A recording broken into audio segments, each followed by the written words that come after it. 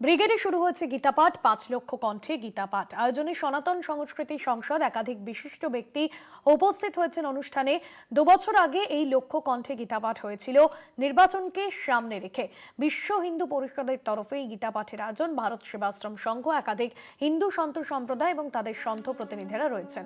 গীতাপাঠে যোগদান সুকান্ত মজুমদার, শ্রমিক ভট্টাচার্যের পাশাপাশি রাজ্যপাল সিভি আনন্দ বোস, তিনিও এই গীতাপাঠে অংশ নেবেন বলে জানা গিয়েছে। ৫ লক্ষ কণ্ঠে গীতাপাঠ শুরু হয়েছে ব্রিগেডে এবং এই মুহূর্তে সকাল থেকেই ভক্তদের ঢল নেমেছে সেখানে। সনাতন সংস্কৃতি সংসদের উদ্যোগে আয়োজিত হয়েছে এই গীতাপাঠ। দুপুর ২টো পর্যন্ত চলবে এই গীতাপাঠ। উপস্থিত রয়েছেন সুকান্ত মজুমদার এবং সহ বিজেপির হেভিওয়েট নেতৃত্বরা। গীতাপাঠের মঞ্চ ৩ ভাগে তৈরি হয়েছে, যেখানে মূল মঞ্চ, সেখানে ১৫০ সাধু সন্তরা থাকবেন, অন্যদিকে মহাপ্রভু মঞ্চ এবং শঙ্করাচার্য মঞ্চ।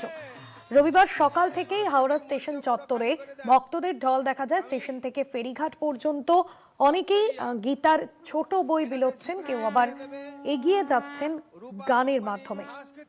সনাতন সংস্কৃতি সংসদের পক্ষ থেকে এই আয়োজন। শুভঙ্কর মণ্ডল রয়েছেন ফোন লাইনে। শুভঙ্কর, ২ বছর আগে লক্ষ কণ্ঠে গীতাপাঠ হয়েছিল, আবারও একটা রবিবার এবং ব্রিগেডে ৫ লক্ষ কণ্ঠে গীতাপাঠ। এই মুহূর্তে কি ছবি উঠে আসছে ব্রিগেড ময়দান থেকে? যাকে বলা হয় এই গীতাপাঠ অনুষ্ঠান চলছে, সেখানে মানুষের ছয়লাভ এবং সাধু সন্ত তারা মঞ্চ আলো করে যেটা উঠে, কিন্তু প্রচুর মানুষের বিভিন্ন জেলা থেকে আগমন। রাজ্যের রাজ্যপাল সিভি আনন্দ বোস এই মুহূর্তে বেরিয়ে যাচ্ছেন এবং এখান থেকে এই মুহূর্তে তিনি বেরিয়ে যাচ্ছেন। তোমায় জানিয়ে রাখি, শুভেন্দু অধিকারী, সুকান্ত মজুমদার এটা শুরু করে শ্রমিক ভট্টাচার্য প্রত্যেকে তারা এসছেন, তারা গীতাপাঠ করেছেন।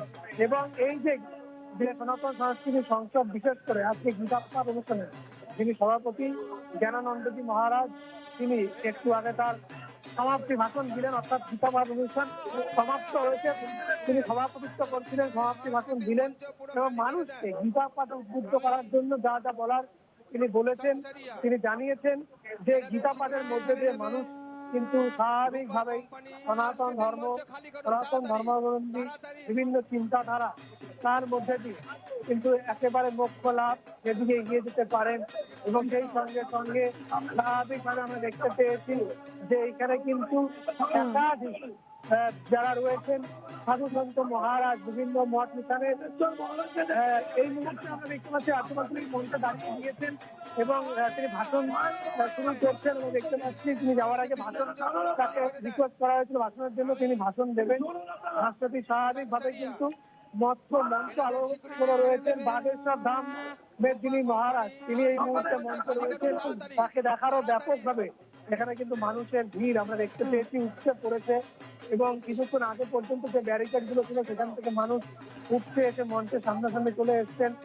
বিভিন্ন যে সাধু সন্ত যারা এসছেন বিভিন্ন মঠ মিশন থেকে, গৌরীয় মঠ থেকে শুরু করে বিশ্ব হিন্দু পরিষদ, সেই সঙ্গে সঙ্গে তোমায় জানিয়ে রাখি যে ভারত সেবাশ্রম সংঘ, ইস্কন থেকে শুরু করে বিভিন্ন জায়গা, সেই সব জায়গা থেকে আগত সাধু সন্তদের ভাষণ শুনতে, দেশ ছাড়িয়ে রাজ্য ছাড়িয়ে বিভিন্ন ভিন রাজ্য থেকে যারা এসছেন তাদের ভাষণ শুনতে কিন্তু পৌঁছে গিয়েছেন এখানে মানুষ।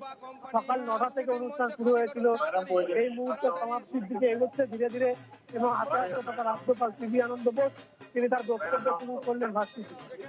একদমই ধন্যবাদ জানাবো শুভঙ্কর। তৃণমূল মুখপাত্র কুণাল ঘোষ তিনি কি বলছেন এ বিষয়ে শোনাবো।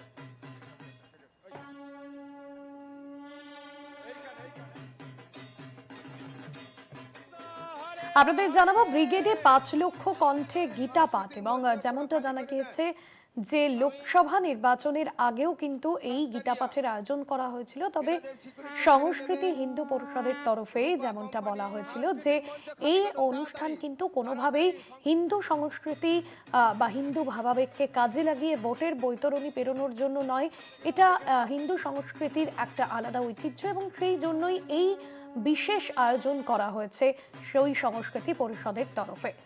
তৃণমূল নেতা কুণাল ঘোষ কি বলছেন এ বিষয়ে শোনাব।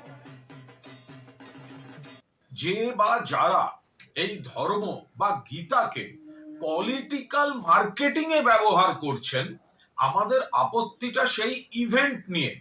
ভগবান রামে আপত্তি নেই, কিন্তু রুটি কাপড়া মাকান বাদ দিয়ে রাম মন্দির রাজনীতির, জয় শ্রীরাম নেতাজির জন্মদিনে ধ্বনি দেওয়ার রাজনীতির, আমরা এর বিরুদ্ধে।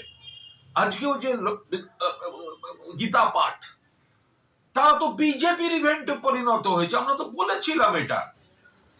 ওই যিনি কি একটা অভিযোগে অভিযুক্ত একটা সোকল্ড মহারাজ, তার সঙ্গে তো সব বিজেপি নেতাদের দেখা গেল।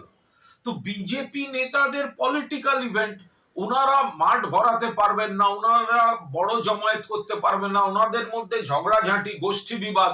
তাই গীতাকে সামনে রেখে মানুষকে বিভ্রান্ত করছেন, হিন্দু ধর্মকেন্দ্রিক রাজনীতি করতে চাইছেন। যারা গীতাকে ভালোবাসেন তারা গীতাকে ভালোবাসবেন। গীতাকে ভালোবাসা মানে বিজেপিকে ভালোবাসা না। আরে যে কজন গেছে সংস্কৃত পড়েছে, যে কজন গেছে সংস্কৃত পড়েছে, ওদের কাছে তো সংস্কৃত, বিজেপির জন্য একটাই সংস্কৃতের একটা বাক্য আছে, নর নরৌ নরঃ, বিজেপির কাজ হারা।